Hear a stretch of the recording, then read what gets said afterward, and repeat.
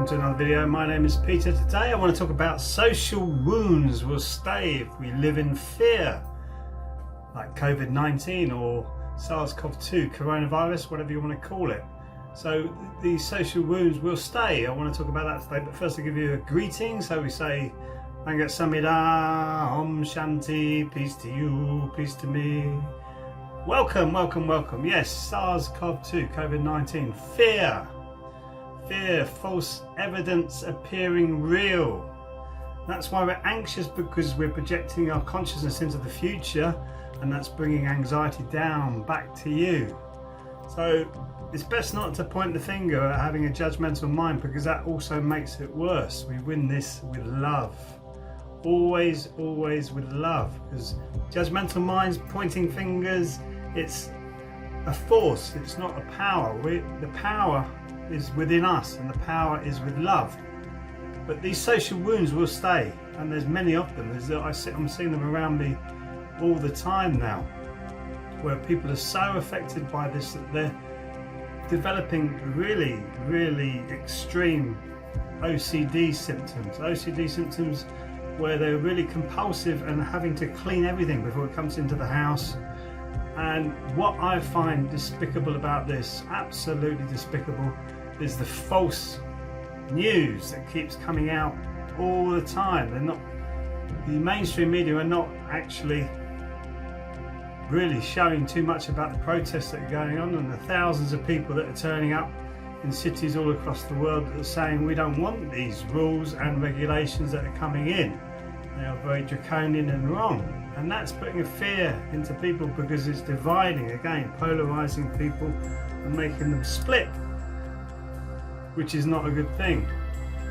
And it's the misinformation that we've been given. There was an Oxford University research came out recently saying 30% of the so-called deaths of SARS-CoV-2, COVID-19 are false, not correct.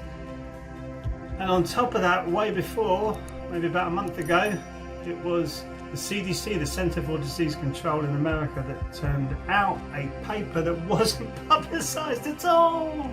It all said 96% of the cases in America were not SARS-CoV-2 COVID-19 related. What does that tell you about this whole scaremongering? And now you've had the head of Pfizer, one of the biggest pharmaceutical companies in the world. He was the head or vice chairman of Pfizer. Now he's not actually working for them. And he said this whole phase 2 has been a dream. It's been a fiction. It's made up. It's not true. The figures are projections, a bit like they project figures in business. They project these figures in a non-real world to suit the agenda. So I heard on LBC they were talking about, well, there was this woman came on, it was a Nick Ferrari show, I believe, and this woman came on and she was talking, as an expert, somebody knows most about this position than anybody else in the environment. So that's what an expert is, basically. It could be anybody, and it was. She was an expert on the town, or the city of Leeds, I should say. And three times she was asked the question, how many cases are there of this virus in Leeds? And three times she said she did not know. It's not funny though, but to me it's like, you what? You're coming on here as an expert and you have not got those figures to your fingertips. They're expecting to come on with this very simple, and they are mainly on these mainstream media programs, come on and they give them such a simple ride as a guest on their show, rather than being questioned to the hilt, saying, well, this is so important now, you should be made to be aware of what you're doing. But that's not pointing the finger of judgment.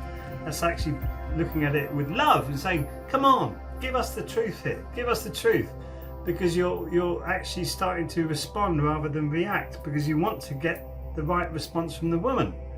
Very complicated, I know, but it's true. So you're saying, come on, and I would have not accepted that whatsoever.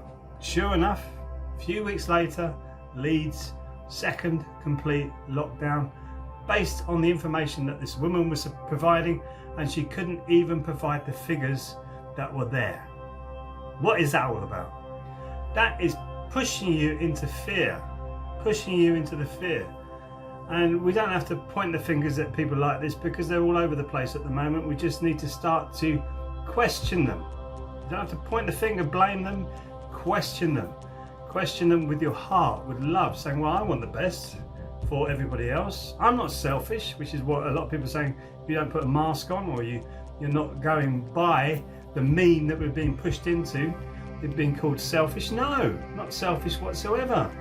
We're trying to work out what is going on with this whole thing, because it's a whole scam. And what is really getting me and making me angry and agitated is the people around me are falling for this and actually petrified. You've got suicide rates starting to increase, especially in the young. You've got now young university students who are finding it more and more difficult to be social. They're getting social problems, so they're sticking in their rooms anyway. And now with the lockdown, you're going to even isolate them more. So they're going to have more psychological problems with this. And it's ludicrous. Human beings are supposed to be together. We have adapted in this world because we are together. We're not distanced. We're not, social distancing is an oxymoron. We're not distanced. How our immune system works is we are in the interaction firstly of an energy field of somebody else, which is how you start to realize whether somebody is going to resonate with you or not. Everybody must have felt when someone comes into their jurisdiction, oh, don't like this person. That's an energy field that you're not actually resonating with it, but it could be just an energy that they're holding. It might not be them as a human being. Well, it isn't. It will be the energy that they're holding at that time. So we have that. And then our immune system. So when we hug, we're sharing these viruses and bugs and all these things. We're sharing them, so it gets weakened down. So how this SARS-CoV-2 works is an RNA virus anyway. So when you first get it, and it is there, no doubt in my mind, when you first get it, it is tough to get over. And then when you pass it on to the second person, it goes on to their RNA, which is how you develop protein, which actually forms your DNA. It's weaker. And then the third person, much weaker. Fourth person, almost dead. But they still have the antibodies in the body, so that you can go around, you're meeting other people, and you're passing these antibodies on in a gentle way. You're developing the herd immunity, which is how these viruses work. This is my comprehension of it at the moment, and if it's wrong, please put it down in the comments if it is wrong, because I'm always open to new suggestions. But this is what I've heard from very reputable doctors who are talking about this, and they're saying this is how it works. No, we're not being told that. We're saying you're going to die, and the figures aren't saying that. The figures aren't saying that. You've got a spike in cases at the moment, or just a little while back there was a spike in cases apparently, but that's because they've made more tests, and the tests aren't specifically for the virus, they're for strains of viruses. And if you realise that coronavirus is the blanket cause of this, you've got SARS-CoV-2 as the actual virus, COVID-19 are the symptoms. That's what I was led to see by some scientists that I've researched and looked into this, because it was worrying when it first came out. I think, oh my goodness me, we're in this we've got this enormous problem coming over the horizon. It is a problem, but never let a good crisis go to waste. That's what the people up above us do. And do you think they're doing that with love? No. No, this will be full spectrum dominance of you as a human being. Your track and trace app, where you need to be tracked and traced everywhere you go, so that if you meet somebody and somebody gets the virus, which who knows if it's false or not, with the unreliable tests that we have, they will be tracked down to wherever you've been around during your life. Oh my goodness me, cannot be surely going to be putting up with this. But I hear people on the radio speaking about this, saying things like this is normal. This is not normal. Whatever normal is, this is authoritarian. And for somebody who says they're liberal, a open-minded liberal person, to want to push this onto other people, that is what I call a complete jump from liberal to authoritarian, and that's what it is.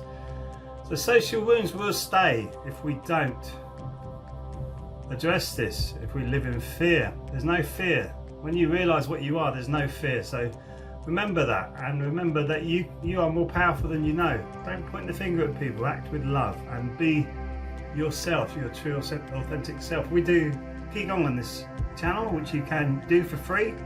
Many Qigong classes, Qigong tasters you can do. You can open the joints up. The wrist ones are very good because it shows you very quickly how light your body can actually feel from doing very simple movements and combining your breath at the same time. So give that a go if you want. And it's easy. It's not that difficult. But the concepts of where it will take you is enormous and profound. Which is what I want for everybody, really, so that we all wake up and not live with this fear. Thank you for watching, and I'll see you in the next video. Surround you.